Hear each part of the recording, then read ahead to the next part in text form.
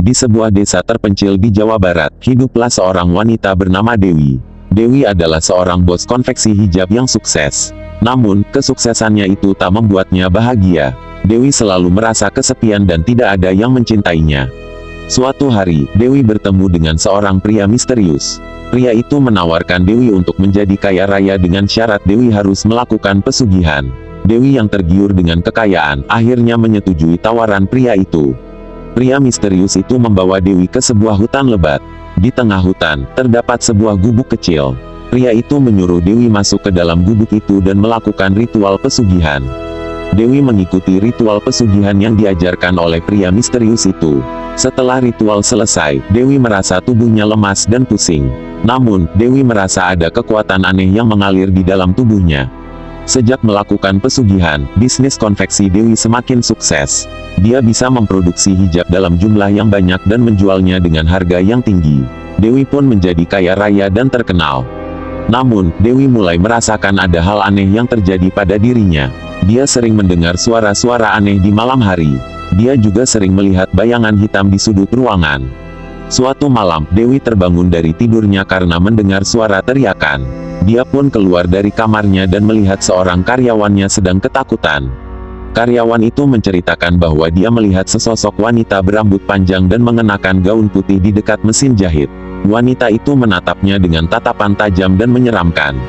Dewi pun merasa ketakutan. Dia yakin bahwa wanita itu adalah jelmaan dari makhluk halus yang telah membantunya menjadi kaya raya. Dewi berusaha untuk menghentikan pesugihan itu. Dia mendatangi pria misterius itu dan memintanya untuk melepaskannya dari perjanjian itu. Namun, pria misterius itu menolak. Dia mengatakan bahwa Dewi harus membayar harga yang mahal jika ingin melepaskan diri dari perjanjian itu. Dewi pun mulai merasa putus asa. Dia tidak tahu harus berbuat apa untuk menghentikan pesugihan itu. Suatu malam, Dewi bermimpi bertemu dengan kakeknya yang telah meninggal. Kakeknya mengatakan bahwa Dewi harus menghentikan pesugihan itu sebelum terlambat. Dewi pun terbangun dari mimpinya. Dia bertekad untuk menghentikan pesugihan itu, meskipun harus mengorbankan nyawanya. Dewi kembali ke hutan lebat tempat dia melakukan pesugihan. Dia mencari gubuk kecil tempat dia melakukan ritual pesugihan. Setelah menemukan gubuk itu, Dewi masuk ke dalamnya dan menghancurkan semua benda-benda yang berhubungan dengan pesugihan itu. Dewi pun berteriak kepada makhluk halus yang telah membantunya menjadi kaya raya. Dia meminta makhluk itu untuk melepaskannya dari perjanjian itu. Makhluk halus itu pun muncul di hadapan Dewi. Dia menatap Dewi dengan tatapan marah. Makhluk itu mengatakan bahwa Dewi harus membayar harga yang mahal karena telah melanggar perjanjian.